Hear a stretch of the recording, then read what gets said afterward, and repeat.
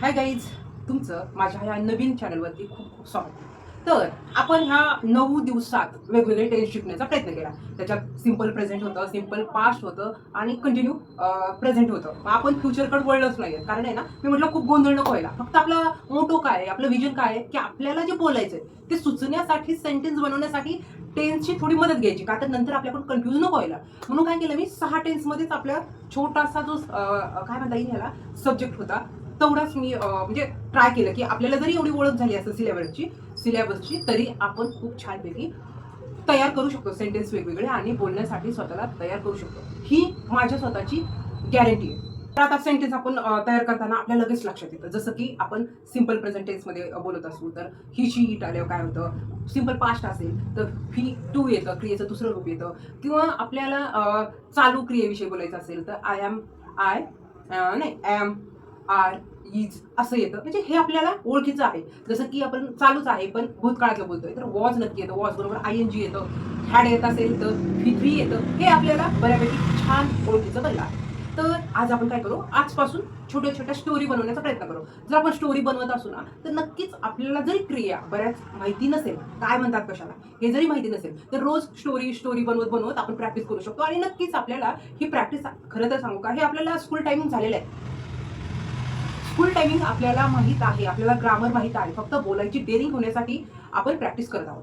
तर आज जी काही स्टोरी मी फक्त 10 सेंटेन्सची घेणार आहे, की 10 सेंटेन्स आपल्याला फ्युचरमध्ये 100 सेंटेन्सची स्टोरी बनवायला हेल्प होऊ शकते. लॉजिक एकच आहे, ट्रिक एकच आहे. सेंटेन्स काय सांगायचा प्रयत्न करतोय हे फक्त विचार करायचा आहे.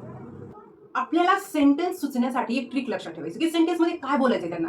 भूतकाळाविषयी बोलायचंय का प्रेझेंट विषयी बोलायचंय. ह्या दोन गोष्टीकडे थोडंसं लक्ष दिलं ना, आपल्याला सेंटेन्स हळूहळू येतील. आणि मला माहिती आहे की आपल्या क्रिया जास्त ज्या असतात हो, ते नाही आपल्या लक्षात येत. बसायला काय म्हणतात, झोपायला काय म्हणतात, उठायला काय म्हणतात, नाही लक्षात येत. ठीक आहे ना, लक्षात येत नाही तरी पण ठीक आहे. मला वाटतं काही दिवस आहे ना, आपण आपल्या फ्लोने चालत राहू. नाही लक्षात आलं, पाहत राहतोय, थोडं शिकतोय, पाहत राहतो. मला असं वाटतं एक ना एक दिवस आपल्याला ते समजेल. रिपीट रिपीट रिपीट आपल्याला तेच तेच गाणी पडतील, तर मग लक्षात येईल.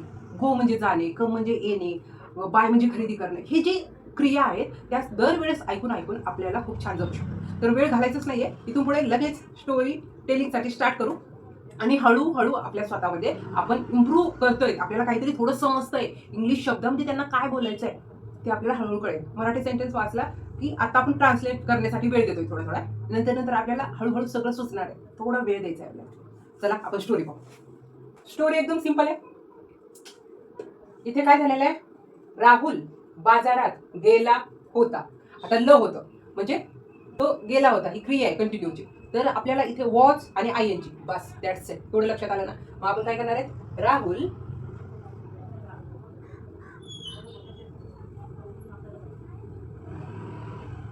वॉज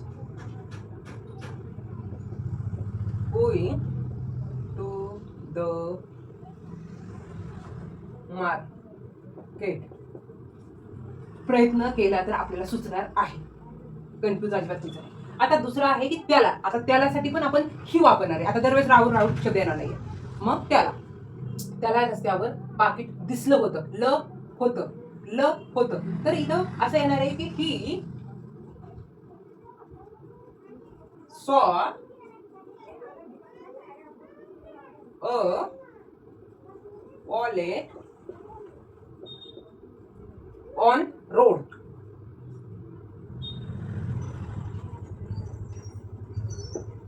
प्रयत्न करू, आपल्याला जमणार आहे. त्याने ते उचललं. तर त्याने ही पिक पिक इट अप. त्याने पाकिट उघडले. ल आला. ही ओपन अ वॉलेट. त्यात काही पैसे आणि ओळखपत्र होते.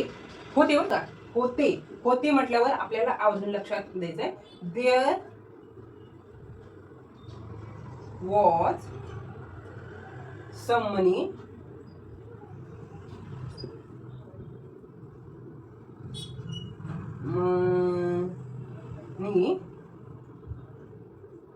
मनी अँड आय डी आपल्याला आयडी कार्ड त्याच्यात इन साईड थोडंसं मोठं झालंय, हळूहळू पुढे पुढे लक्षात येईल, थोडं थोडं समजून घेऊ आपण. नंतर एकदम सोपं आहे. राहुलने मालकाला फोन केला फी 2. राहुल कॉल्ड ओनर, मालकाला. द ओनर, मालक बाजारात आला. द ओनर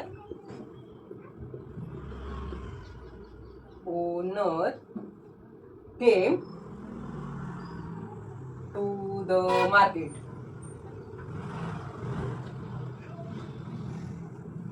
राहुलने पाकिट परत त्याला दिले.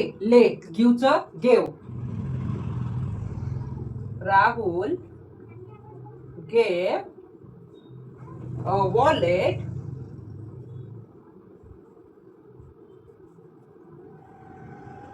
वॉलेट त्याला. तर त्यासाठी आवर्जून येणार परत. बॅक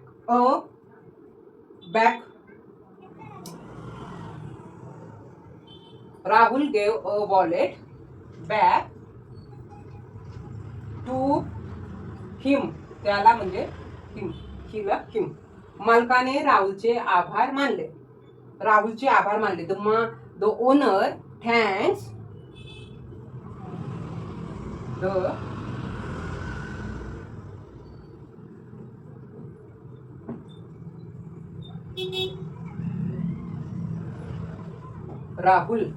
राहुल खूप खुश झाला.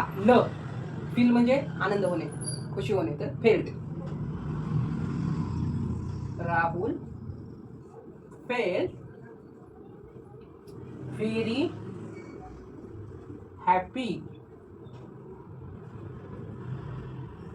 खरं सांगू, ही जी सुरुवात आहे ना, हेच आपल्याला शिकायचंय, हेच आपल्याला बोलायचंय, ह्याच्याकडेच लक्ष द्यायचंय.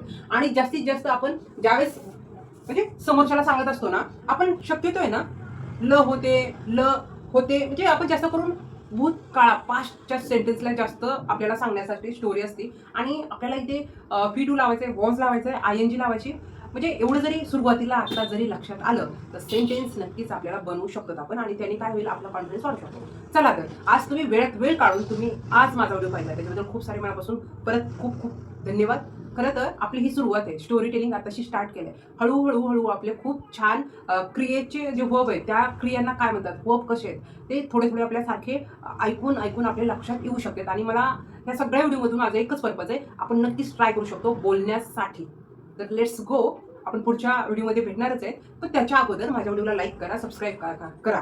कारण तुमचा एक लाईक, एक सबस्क्राईब मला खूप एनकरेज करतात. चला तर आपण भेटू पुढच्या व्हिडिओमध्ये. थँक्यू.